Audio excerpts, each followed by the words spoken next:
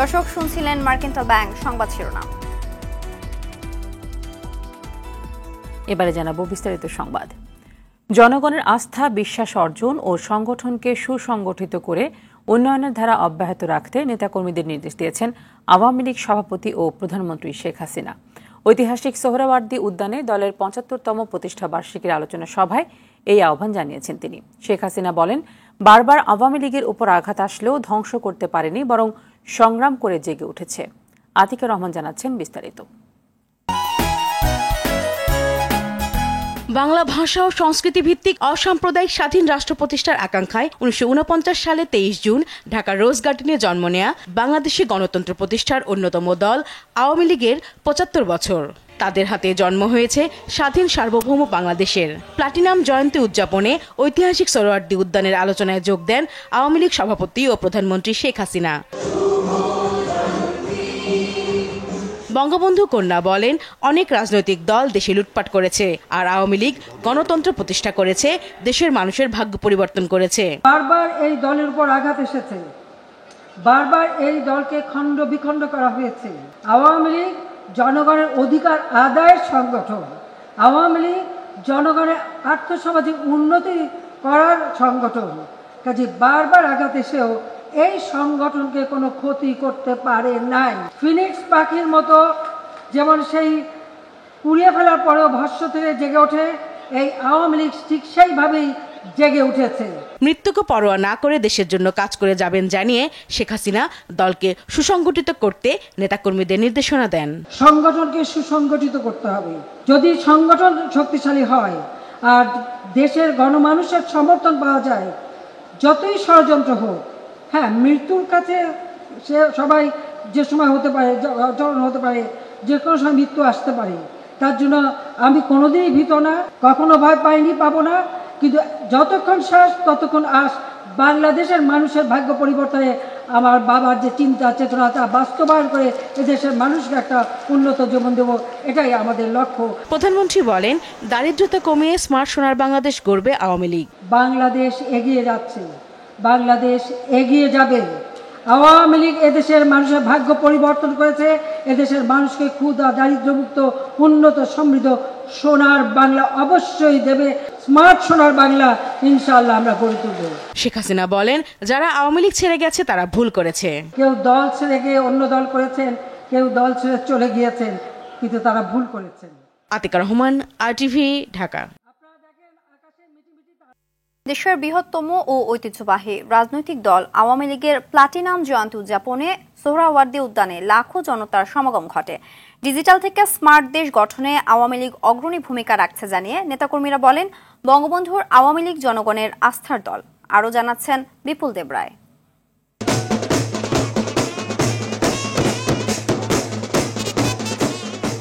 বয়সের ভারে নুয়ে পড়েনি, বরং বর্তমান আওয়ামী লীগ আরও সতেজ, শক্তিশালী, মজবুত ও বেগবান। নগর জুড়ে উৎসবের আমেজ। এ আয়োজন দেশের বৃহত্তম ও ঐতিহ্যবাহী রাজনৈতিক সংগঠন বাংলাদেশ আওয়ামী লীগের ৭৫তম প্রতিষ্ঠা বার্ষিকী উদযাপনের। বয়সের সাথে সাথে দলটি বিশ্বের সাথে তাল মিলিয়ে উন্নত দেশ গঠনে ভূমিকা রেখে চলেছে। প্লাটিনাম জয়ন্তী উদযাপনে রোববার সকাল থেকে সোহরাওয়ার্দী উদ্যানে আলোচনা সভা ঘিরে ব্যানার, ফেস্টুন সহ ঢাকঢোল বাজিয়ে নেচে গেয়ে আনন্দ মিছিল করে সমাবেশে যোগ দেন হাজারো নেতাকর্মী। তারা বলেন, আওয়ামী লীগ বিশ্ব দরবারে সমাদৃত করেছে বাংলাদেশকে। মাননীয় প্রধানমন্ত্রী বিভিন্ন অপশক্তি মোকাবেলা করে আগামী দিন এই দেশকে বিশ্ব দরবারে অনন্য রাষ্ট্র হিসেবে প্রতিষ্ঠা করবেন। আওয়ামী লীগের প্রতি যে ভালোবাসা, তার বিচ্ছুরণ ঘটেছে। দেশের অগ্রযাত্রা আরো অনেক দূর এগিয়ে নিতে আওয়ামী লীগের কোনো বিকল্প নেই বলে মনে করেন কর্মীরা। জননেত্রী শেখ হাসিনার নেতৃত্বে বাংলাদেশ হবে একটি উন্নত, সমৃদ্ধ এবং স্মার্ট বাংলাদেশ।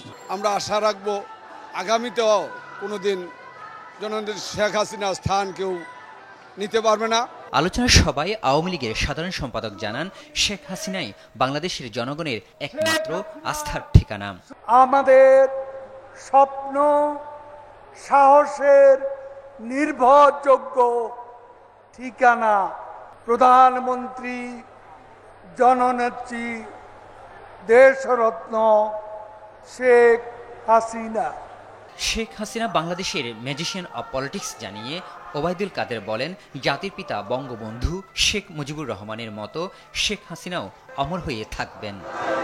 1949 সালে আজকের এই দিনে রোজ গার্ডেনের আতুর ঘরে জন্ম নেওয়া বাংলাদেশ আওয়ামী লীগ আজ 75তম প্রতিষ্ঠা বার্ষিকী পালন করছে। দলটি আগামী দিনে সুখী ও সমৃদ্ধি বাংলাদেশ প্রতিষ্ঠায় অনেক দূর এগিয়ে যাবে, এমনটাই প্রত্যাশা সকলের। বিপুল দেবরাই, RTV, ঢাকা। আওয়ামী লীগের প্রতিষ্ঠা বার্ষিকী উপলক্ষে জাতির পিতা বঙ্গবন্ধু শেখ মুজিবুর রহমানের প্রতিকৃতিতে শ্রদ্ধা জানিয়েছেন প্রধানমন্ত্রী শেখ হাসিনা। সকালে ধানমন্ডি 32 নম্বরে বঙ্গবন্ধু স্মৃতি জাদুঘরের সামনে বঙ্গবন্ধু প্রতিকৃতিতে পুষ্পস্তবক অর্পণ করেন তিনি। প্রথমে প্রধানমন্ত্রী হিসেবে বঙ্গবন্ধুর প্রতিকৃতিতে শ্রদ্ধা নিবেদন করেন শেখ হাসিনা, পরে আওয়ামী লীগ সভাপতি হিসেবে দলের শীর্ষ নেতাদের নিয়ে দ্বিতীয়বার শ্রদ্ধা জানান তিনি। শ্রদ্ধা জানানোর শেষে দলের সাধারণ সম্পাদক ওবায়দুল কাদের বলেন, অঙ্গীকারের চলার পথে প্রধান বাধা বর্ণচোরা বিএনপি। অভিন্ন এই শত্রুকে পরাজিত করে আওয়ামী লীগ স্মার্ট বাংলাদেশ নির্মাণ করবে। আমাদের চলার পথের প্রধান বাধা বর্ণচোরা বিএনপি, সাম্প্রদায়িক জঙ্গিবাদী শক্তি আমাদের অভিন্ন শত্রু। এই অভিন্ন শত্রু বিএনপির নেতৃত্বে ঐক্যবদ্ধ। আমাদের আজকে অঙ্গীকার, আমাদের আজকের শপথ, এই অপশক্তিকে পরাজিত করতে হবে। চিকিৎসকরা বারবার বললেও প্রতিহিংসার কারণে সাবেক প্রধানমন্ত্রী বেগম খালেদা জিয়াকে হত্যার উদ্দেশ্যে সুচিকিৎসার সুযোগ দিচ্ছে না সরকার। এই অভিযোগ করলেন বিএনপি মহাসচিব মির্জা ফখরুল ইসলাম আলমগীর। বেগম জিয়া জীবন মৃত্যুর সন্ধিক্ষণে জানিয়ে নয়াপল্টনে কেন্দ্রীয় কার্যালয়ে আয়োজিত দোয়া মাহফিলে চেয়ারপারসনের সুস্থতা কামনায় দেশবাসীর কাছে দোয়া চান তিনি। মির্জা ফখরুল বলেন, জনগণের টাকা লুট করে যারা বিত্ত বৈভবের মালিক হয়েছে তাদের দায় ক্ষমতাসীনদের নিতে হবে। নতজানু শাসক গোষ্ঠী জনগণের উপর চেপে বসেছে অভিযোগ করে বিএনপি মহাসচিব বলেন, ভারতের কাছে তিস্তা সহ কোনো ন্যায্য হিস্সায় আদায় করতে পারেনি সরকার। মেডিকেল বোর্ড বারবার বলেছে এই অসুখ চিকিৎসা করতে হলে একটা মাল্টিডিসিপ্লিনারি হসপিটাল উন্নত দেশে উন্নত মানের প্রয়োজন। কিন্তু শেখ হাসিনা তার যে ব্যক্তিগত রাজনৈতিক প্রতিহিংসা, সেই প্রতিহিংসার কারণে তিনি দেশনেত্রী বেগম খালেদা জিয়াকে হত্যা করার উদ্দেশ্যে, তাকে রাজনীতি থেকে সরিয়ে দেওয়ার উদ্দেশ্যে তাকে কোন রকম চিকিৎসার সুযোগ দেওয়া থেকে বঞ্চিত রেখেছে। আইনমন্ত্রী আনিসুল হক বলেছেন, যে নির্বাহী আদেশে বিএনপি চেয়ারপারসন বেগম খালেদা জিয়াকে জেলের বাইরে রেখে চিকিৎসা দেয়া হচ্ছে, সেই আদেশে দেশের বাইরে নিয়ে চিকিৎসা করানোর কোনো সুযোগ নেই।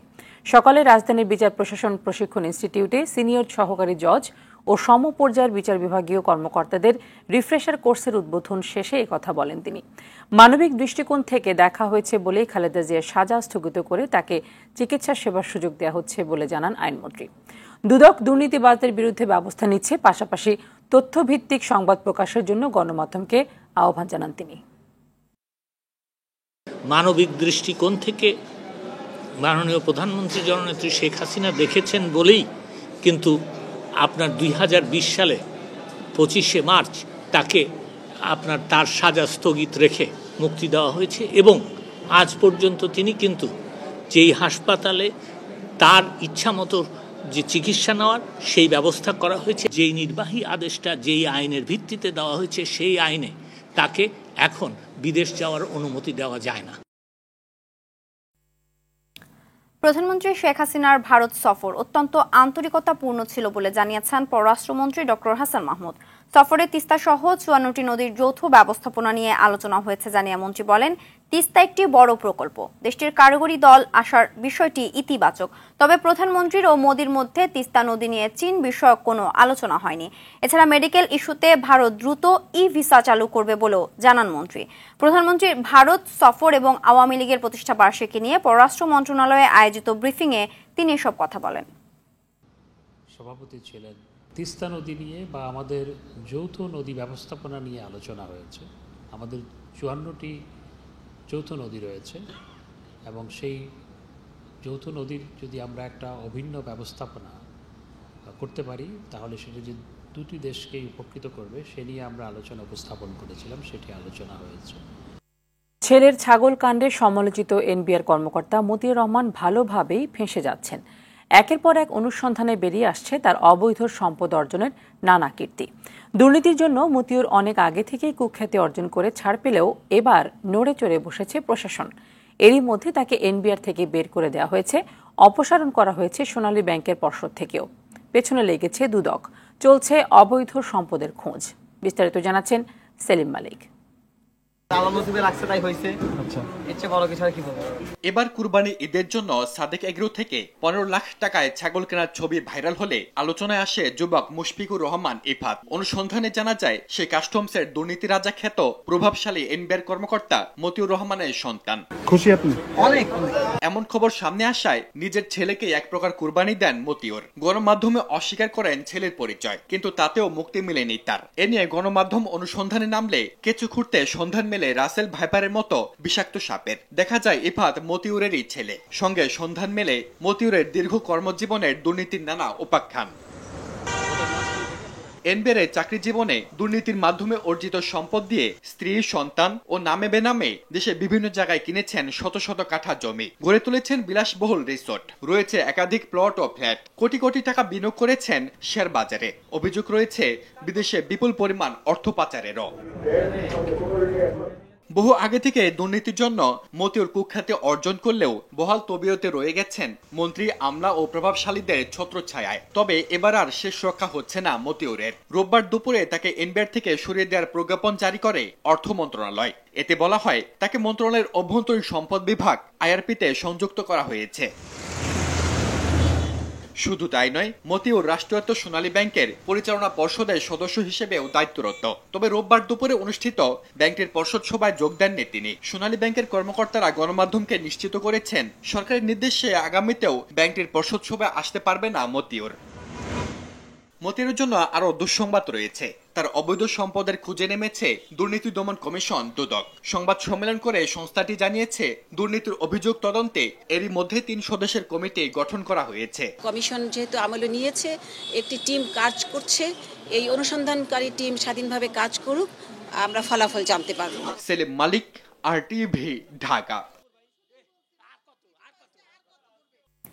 দ্বিতীয় দফাও দুদকে হাজির হননি সাবেক পুলিশ প্রধান বেনজির আহমেদ।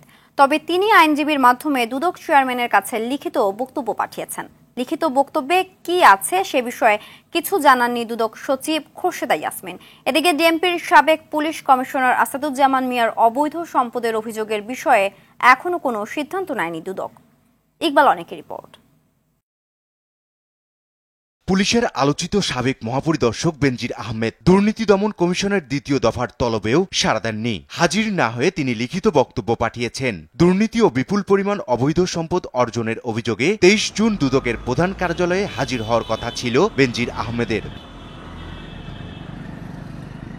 সংবাদ সম্মেলনে দুদক সচিব খোরশেদা ইয়াসমিন জানান, বেনজির 21 জুন সংস্থার চেয়ারম্যান বরাবর লিখিত বক্তব্য পাঠিয়েছেন। সেখানে নতুন করে সময়ের আবেদন করেননি। লিখিত বক্তব্যে অভিযোগগুলোর বিষয়ে ব্যাখ্যা দিয়েছেন সাবেক পুলিশ প্রধান। তবে চিঠিতে কি ধরনের ব্যাখ্যা আছে সে বিষয়ে স্পষ্ট করেননি দুদক সচিব। বিষয়টি হচ্ছে তার বিরুদ্ধে দুর্নীতির মাধ্যমে যে অবৈধ সম্পদ অর্জনের অভিযোগটি আনা হয়েছে সে বিষয়ে তার এবং তার পরিবারের সদস্য, বিশেষ করে তার স্ত্রী এবং কন্যাদের অভিযোগ যে আনা হয়েছে তাদের বিরুদ্ধে, সেই বিষয়ে তার অবস্থান তিনি বর্ণনা করেছেন। অনুসন্ধানকারী দলের রিপোর্টটি এখনো সাবমিশনের ডেট রয়েছে। আরেক পুলিশ কর্মকর্তা আসাদুজ্জামান মিয়ার অবৈধ সম্পদের অভিযোগের বিষয়ে কমিশন এখনো কোনো সিদ্ধান্ত নেয়নি। এই বিষয়টি এখনো কমিশনের সিদ্ধান্ত গ্রহণ করা হয়নি। সিদ্ধান্ত গ্রহণ করা হলে আমরা আশা করি আপনাদের জানিয়ে দেব। এদিকে পুলিশ সার্ভিস অ্যাসোসিয়েশনের চিঠি স্বাধীন সাংবাদিকতার প্রতি হুমকি বলে মনে করে দেশের সম্প্রচার সাংবাদিকদের সবচেয়ে বড় সংগঠন ব্রডকাস্ট জার্নালিস্ট সেন্টার। ইকবাল অনিক, RTV, ঢাকা। ঝিনাইদহ 4 আসনের সংসদ সদস্য আনোয়ারুল আজিম আনার হত্যাকাণ্ডে জড়িতদের জিজ্ঞাসাবাদে যাবতীয় তথ্য পেয়েছে গোয়েন্দারা, এমনটাই জানিয়েছেন অতিরিক্ত পুলিশ কমিশনার হারুনুর রশিদ। এজন্য সাইদুল করিম মিন্টুর রিমান্ড শেষ হওয়ার আগেই আদালতের মাধ্যমে তাকে কারাগারে পাঠানো হয়েছে। হত্যার মূল পরিকল্পনাকারী শাহিনকে দেশে ফিরিয়ে আনার চেষ্টা চলছে বলে জানান হারুন। বিস্তারিত অধরা ইয়াসমিনের রিপোর্টে। ঝিনাইদহ জেলা আওয়ামী লীগের সাধারণ সম্পাদক সাইদুল করিম মিন্টু গ্রেপ্তারের পর আনার হত্যার তদন্তে নতুন মোড় নেয়। এমপি কন্যা ডোরিন অভিযোগ করেন, মিন্টুকে বাঁচানোর চেষ্টা চলছে। তবে ডিবি পুলিশের দাবি, রিমান্ডে যাবতীয় তথ্য পাওয়া গেছে বলেই মিন্টুকে আদালতের মাধ্যমে কারাগারে পাঠানো হয়েছে। তদন্ত কর্মকর্তা চাইলে আবারও তার রিমান্ড চাইতে পারে। ডিবি কার্যালয়ে সংবাদ সম্মেলনে এমনটাই জানান অতিরিক্ত পুলিশ কমিশনার হারুন ওর রশিদ। এখানে যে মাস্টারমাইন্ড সে ইউএসএ আছে। ইন্ডিয়াতেও গিয়েও আমরা ইন্ডিয়ান যে পুলিশ সদস্য যারা আমাদের সাথে কাজ করে তাদেরকে আমরা রিকোয়েস্ট করেছি, কারণ যেহেতু ইন্ডিয়ার সাথে মার্কিন যুক্তরাষ্ট্রের একটা এক্সট্রাডিশন ট্রিটি আছে, তারা ইচ্ছা করলে সেটাকে যদি ইউএসএর সাথে কথা বলে তারা তাকে ফিরিয়ে আনতে পারে, যেহেতু তাদের সাথে সেই চুক্তিটা আছে। আমাদের যে মার্কিন যুক্তরাষ্ট্রের এম্বাসি আছে, আমরা এম্বাসির সাথে কথা বলেছি। ঝিনাইদহ আওয়ামী লীগের আরেক নেতা কাজী কামাল ওরফে গ্যাস বাবু আদালতকে জানিয়েছেন, আলামত ও মোবাইল ফোন তিনি ফেলে দিয়েছেন, এজন্য আবারও তাকে রিমান্ডে নেবে ডিবি। গ্যাস বাবু এই মোবাইলের ভিতরে অনেকগুলি ডিজিটাল এভিডেন্স আছে, ওই মোবাইলগুলিতে গিয়ে আরও কোনো কিছু আছে কিনা, না হলে উনি কেন কোথাও ফেলে দিলেন। প্রথম বলেছিলেন যে উনি হারিয়ে ফেলেছেন, আদালতে আবার উনি বলেছেন যে এটা কোথাও ফেলে দিয়েছেন। আসলে সে কারণেই আমরা আদালতের কাছে চিঠি দিয়েছি যেন আমাদেরকে জিজ্ঞাসাবাদের জন্য আরো একটু দরকার। এমপি আনারের মেয়ে ডোরিন ডিএনএ পরীক্ষার জন্য শিগগিরই কলকাতা যাবেন বলে জানান অতিরিক্ত পুলিশ কমিশনার। ভিকটিমের যে কন্যা ডোরিনের সাথে আমিও কথা বলেছি, শীঘ্রই উনি চলে যাবেন। অধরা ইয়াসমিন, RTV, ঢাকা। ঈদের টার্গেট গরুর ব্যাপারী আর অন্য সময় বিদেশ ফেরত যাত্রী। টার্গেট ব্যক্তিকে বাসে তুলে শুরু হতো অমানবিক নির্যাতন। টাকা ও মূল্যবান সামগ্রী লুটে নিয়ে ভিকটিমকে ফেলে দেওয়া হতো নির্জন স্থানে। কোরবানির ঈদে গরুর ব্যাপারীদের টার্গেট করা ওই চক্রের 10 সদস্যকে গ্রেফতার করেছে ঢাকা মহানগর গোয়েন্দা পুলিশ। ডিবি জানায় চক্রটি 250টি ডাকাতির ঘটনা ঘটিয়েছে। সাকিবুর রহমানের রিপোর্ট। 16 জুন সন্ধ্যা, ঈদের ঠিক আগের দিন। পশু বিক্রি করে ময়মনসিংহ যাওয়ার জন্য বাসে ওঠেন 5 ব্যাপারী। সিসিটিভির ফুটেজে সেই দৃশ্য দেখা যায়। কিন্তু এরপরই বাসে স্টাফ বেশে থাকা ডাকাতরা হামলে পড়েন তাদের উপর। ব্যাপারীদের হাত পা বেঁধে শুরু হয় নির্যাতন। ভয়ভীতি দেখিয়ে ছিনিয়ে নেওয়া হয় গরু বিক্রির সব টাকা ও মোবাইল ফোন। ডাকাতি শেষে খিলক্ষেত এলাকায় নির্জন জায়গা দেখে ব্যাপারীদের নামিয়ে দেয়া হয়। গাড়ি ওঠার সাথে সাথে আমাদের এমন ভাবে ধরছে, আমরা ছিটে বসতেও পারিনি। দইরা মনে করেন যে আমরা যে ফোন তো পারছে ফোন তো মারধর করছে, জান বাঁচাইছে অনেক কষ্ট করে। এমন অভিযোগের পর নড়ে চড়ে বসে আইন শৃঙ্খলা বাহিনীর সদস্যরা। অবশেষে ধরা পড়ে ডাকাত চক্রের 10 সদস্য। জব্দ করা হয় নগদ টাকা, মোবাইল ফোন, চাকু ও ডাকাতির কাজে ব্যবহার করা বাসটি। গোয়েন্দা পুলিশ জানায়, আন্তজেলা ডাকাত দলটি এক দিন এক বাস ভাড়া করে ঈদের আগে ডাকাতি করত। যখন ঈদ না থাকে তখন তারা এয়ারপোর্টের দিকে থাকে। আপনারা জান, প্রবাসী অনেক ভাইরা তারা অনেক মালপত্র নিয়ে আসে, এগুলো তারা ছিনিয়ে নিয়ে যায়। চক্রটি এখন পর্যন্ত 250টি ডাকাতির তথ্য দিয়েছে। ঈদকে ঘিরে খিলক্ষেত, আব্দুল্লাপুর, এয়ারপোর্ট, টঙ্গী এই জায়গাগুলো তারা 6 থেকে 7টা ডাকাতির ঘটনা তারা আমাদের কাছে স্বীকার করেছেন। কেবল ঈদের আগের দিন রাজধানীতেই 8টি ডাকাতির কথা স্বীকার করেছে চক্রের সদস্যরা। গ্রেপ্তারের জন্য অভিযান পরিচালনা করছে। সাকিবুর রহমান, RTV, ঢাকা। নদ নদীর পানি কমায় সিলেট ও সুনামগঞ্জ সহ দেশের বিভিন্ন স্থানে বন্যা পরিস্থিতির উন্নতি হয়েছে। খুলে দেওয়া হয়েছে পর্যটন কেন্দ্রগুলো। সুনামগঞ্জের শহরতলি ও নদী তীরবর্তী নিম্নাঞ্চলে পানি কমায় ঘরে ফিরছে বানভাসী মানুষ। তবে ধীর গতিতে পানি কমায় হাওর এলাকায় জলাবদ্ধতা সৃষ্টি হয়ে দুর্ভোগে আছেন মানুষ। দুর্গত এলাকায় পানিবাহিত নানা রোগে আক্রান্ত হচ্ছেন নারী, শিশু ও বয়স্করা। এদিকে আগামী 48 থেকে 72 ঘন্টার মধ্যে পানি কমে হাওরে বন্যা পরিস্থিতি স্বাভাবিক হয়ে আসবে বলে জানিয়েছে পানি উন্নয়ন বোর্ড। কুড়িগ্রামে তিস্তা, ধরলা ও দুধকুমার সহ সবকটি নদীর পানি বিপদসীমার নিচ দিয়ে বইছে। তবে চর ও নিম্নাঞ্চলের মানুষের দুর্ভোগ না কমে বরং বেড়েছে। সিরাজগঞ্জ যমুনা নদীর পানি কমে বিপদসীমার 98 সেন্টিমিটার নিচ দিয়ে বইছে।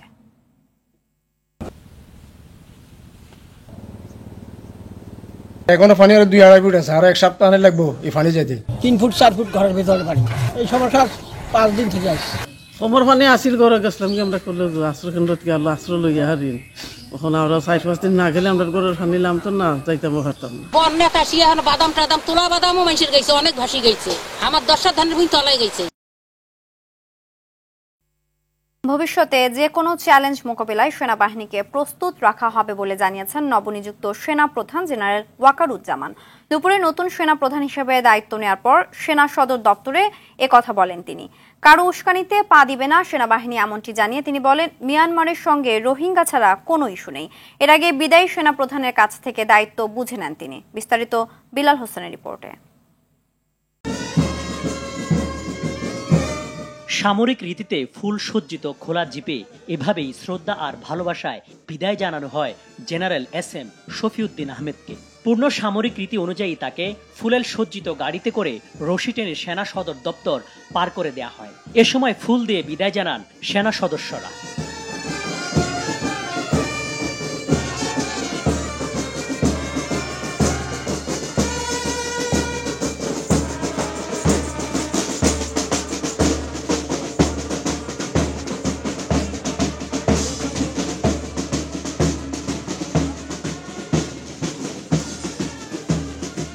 এর আগে সেনা সদর দপ্তরে নতুন সেনা প্রধান জেনারেল ওয়াকারুজ্জামানকে দায়িত্ব বুঝিয়ে দেন বিদায়ী সেনা প্রধান SM শফিউদ্দিন আহমেদ।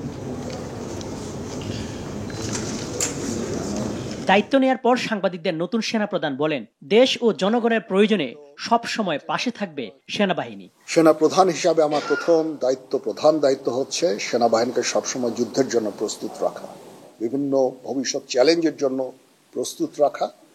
সেই কাজটাই ইনশাআল্লাহ আমি করে যাব। সেনাবাহিনী ইনএড টু সিভিল পাওয়ারে তার দায়িত্ব পালন করে। যদি সরকার আমাদের সেই দায়িত্ব দেয়, ওই দায়িত্ব আমরা নিষ্ঠার সাথে পালন করব। আমার অতীতে সেনা প্রধানরা যারা কাজ করেছেন অত্যন্ত ভালোভাবে কাজ করেছেন। তারপরেও শৃঙ্খলা একটা ইস্যু থেকেই যায়। সেনাবাহিনীকে সবসময় সুশৃঙ্খল রাখতে আমি কাজ করে যাব। দেশ জাতি গঠনে যখনই কোনো কাজে আমাদের নিয়োগ দেওয়া হবে সেই কাজগুলো আমরা করব। মিয়ানমার সীমান্তে চলমান ইস্যুতে সেনাবাহিনী প্রস্তুত আছে জানিয়ে তিনি বলেন, কারো উস্কানিতে পা দিবে না তার বাহিনী। অ্যাগ্রেসিভ কোনো কিছু করবে আমি বেসিক্যালি আমি মনে করি না। তারপরেও আমাদের সেনাবাহিনী সব সময় এই প্রস্তুত আছে। ইন ডুইং সো আমরা কোনো ধরনের প্রভোকেশন আমরা করি না। মায়ানমারের সাথে আমাদের রোহিঙ্গা ইস্যু ছাড়া there is no other issue.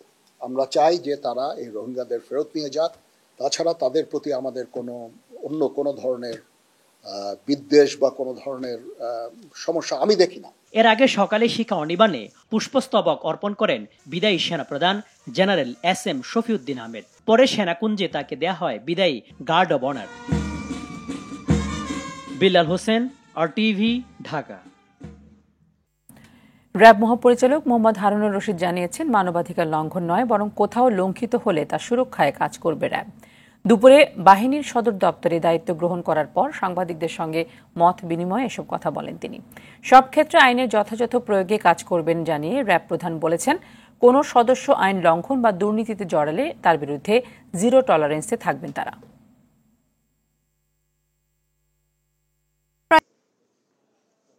এই দুর্নীতিতে কোনো আমার এই র্যাব ফোর্সেসের কোনো সদস্য যাতে দুর্নীতিতে না জড়ায় সেজন্য তাদেরকে বলা হয়েছে যে যদি কারো বিরুদ্ধে এরকম কোনো অভিযোগ পাওয়া যায় তাহলে তার বিরুদ্ধে সর্বোচ্চ আইনগত ব্যবস্থা গ্রহণ করা হবে।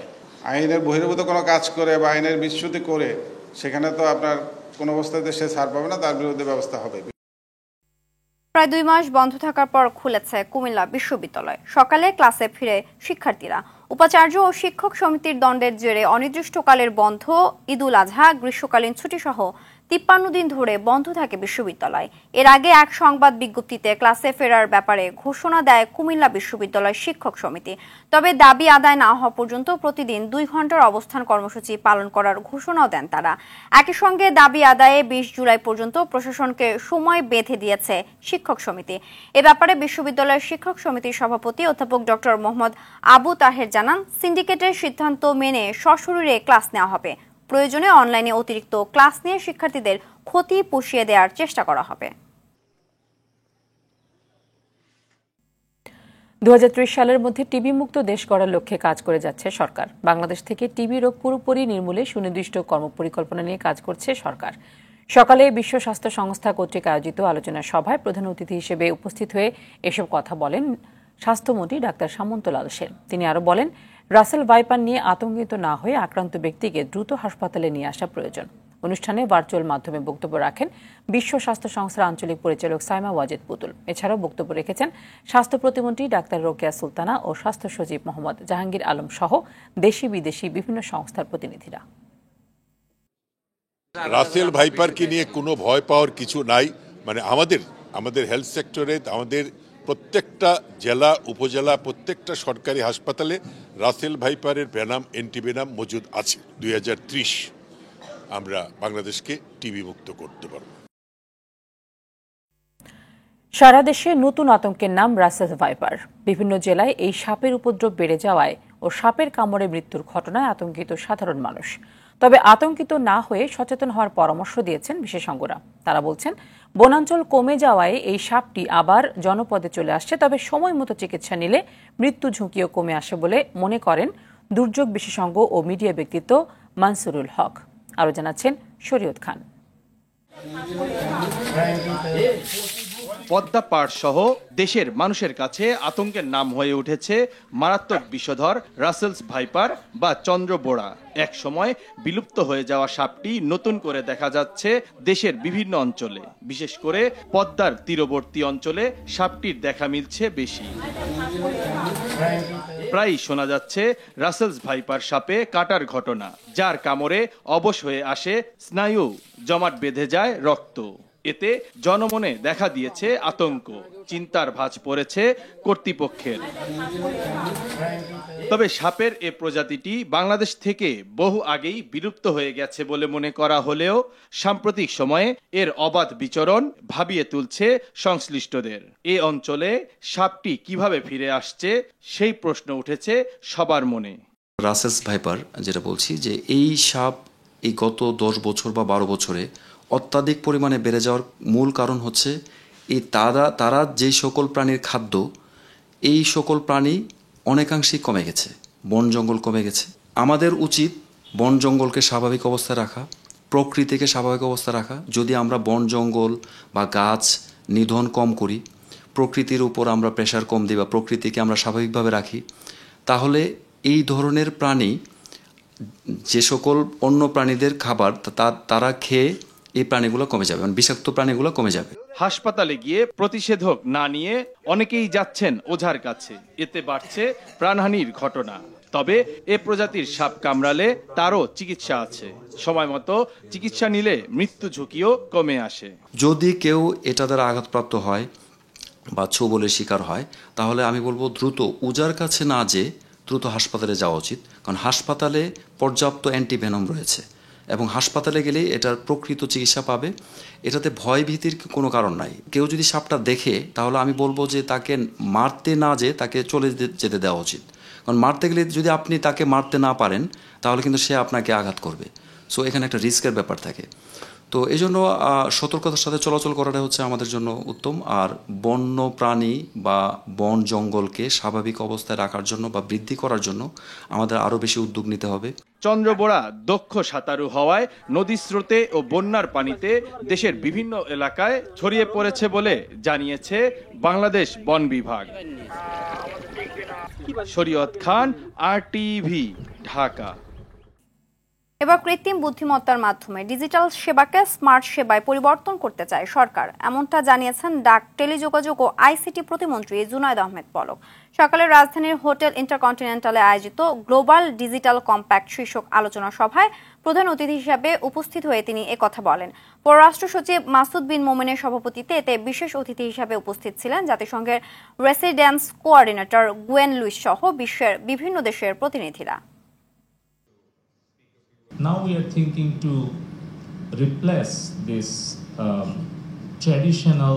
আমরা কৃত্রিম বুদ্ধিমত্তাকে কাজে লাগিয়ে ডিজিটাল সেবাকে স্মার্ট সেবায় রূপান্তর করতে যাচ্ছি। আমাদের মাননীয় আইসিটি অ্যাডভাইজারের নির্দেশে আমরা ডিজিটাল বাংলাদেশ থেকে স্মার্ট বাংলাদেশ গড়ার প্রত্যয় নিয়ে কাজ করছি।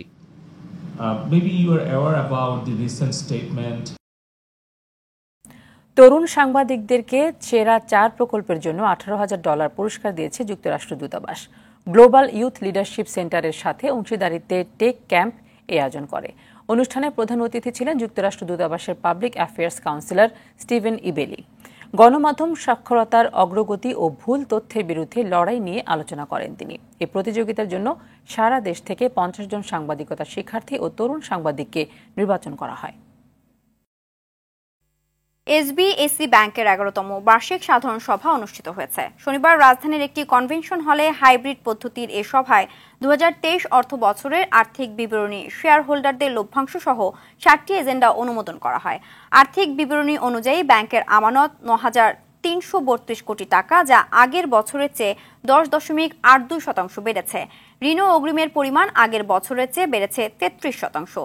পরিচালন মুনাফা করেছে 225 কোটি টাকা। চেয়ারম্যান AZM শফিউদ্দিন শামীম এমপির সভাপতিত্বে সভায় ব্যবস্থাপনা পরিচালক ও প্রধান নির্বাহী হাবিবুর রহমান, অতিরিক্ত ব্যবস্থাপনা পরিচালক মোহাম্মদ নুরুল আজিম, পরিচালক মোহাম্মদ আয়ুব, মোহাম্মদ নওয়াজ, মোহাম্মদ মাহবুবুর রহমান, সোহেল আহমেদ ও স্বতন্ত্র পরিচালক মোহাম্মদ সাজিদুর রহমান সহ অনেকে উপস্থিত ছিলেন।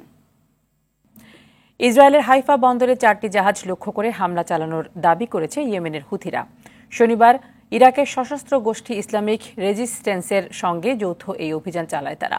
ব্রিটিশ সংবাদ সংস্থা রয়টার্স এই তথ্য জানিয়েছে। হুথি সামরিক মুখপাত্র ইয়াহিয়া সারি এক টেলিভিশন বিবৃতিতে বলেছেন, দল দুটি শনিবার হাইফা বন্দরে 2টি সিমেন্ট ট্যাঙ্কার ও 2টি পণ্যবাহী জাহাজে ড্রোন হামলা চালায়। জাহাজগুলোর মালিকানাধীন কোম্পানি অধিকৃত ফিলিস্তিনের বন্দরে প্রবেশের নিষেধাজ্ঞা লঙ্ঘন করেছে বলে জাহাজগুলোকে লক্ষ্যবস্তু হিসেবে ধরা হয়েছিল বলে জানিয়েছেন তিনি।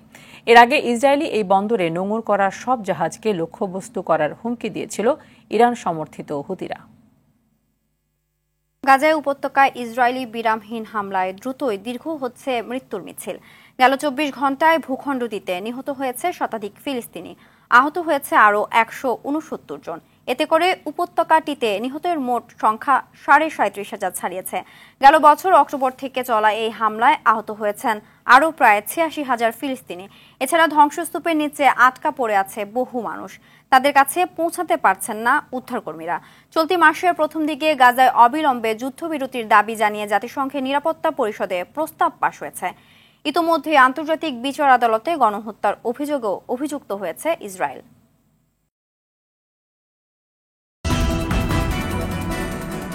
সন্ধ্যা সংবাদ এই পর্যন্তই। সবশেষ সংবাদ জানতে যে কোনো মোবাইল ফোন থেকে 24141 নম্বরে ডায়াল করুন। রাতের সংবাদ 11:15টায় দেখার আমন্ত্রণ রইল। ধন্যবাদ সবাইকে। ধন্যবাদ।